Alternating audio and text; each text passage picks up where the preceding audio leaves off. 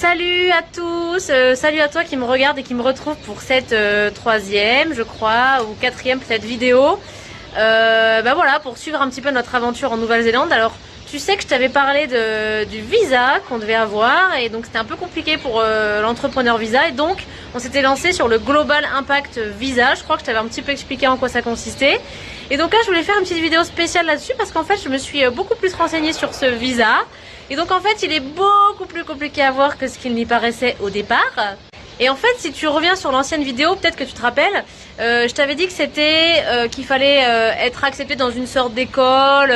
Et en fait, non, il faut avoir donc une bourse.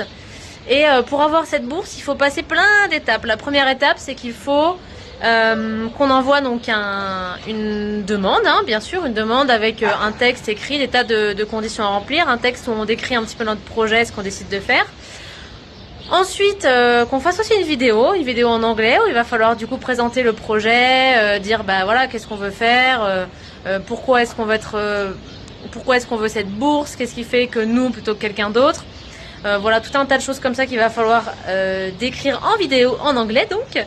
Et une fois que cette étape est passée, on a un entretien par Skype, j'ose imaginer, où on va devoir du coup un petit peu discuter. Tout ça c'est pour tester le niveau d'anglais parce qu'il faut donc un très bon niveau d'anglais pour pouvoir avoir un anglais business, quoi, pour pouvoir créer un business en Nouvelle-Zélande.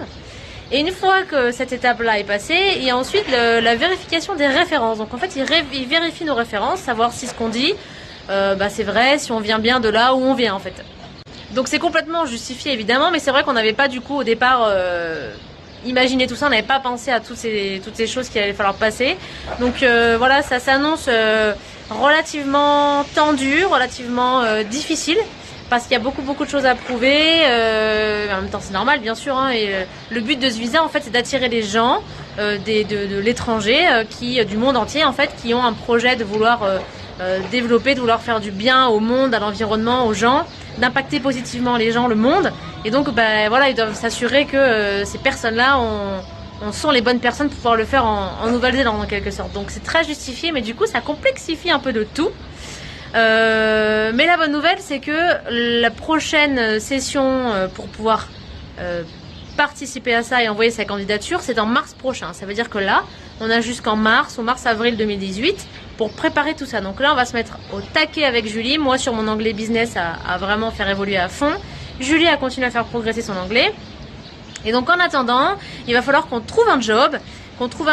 À temps plein c'est mieux parce que du coup ça va nous permettre de pouvoir gagner de l'argent, mettre de l'argent de côté et pouvoir vraiment avoir de quoi vivre pour pouvoir préparer notre business et donc avoir assez d'argent de côté parce qu'il faut aussi un minimum d'argent sur le compte pour prouver qu'on va pouvoir vivre pendant la première année de lancement du business. Donc maintenant que le visa en sait un peu plus, prochaine étape c'est trouver un job à temps plein pour pouvoir du coup, un job du coup qu'on va pouvoir faire pendant plusieurs mois parce que du coup c'est quelque chose qu'il va falloir faire durer au moins tout le temps de notre Working Holiday Visa.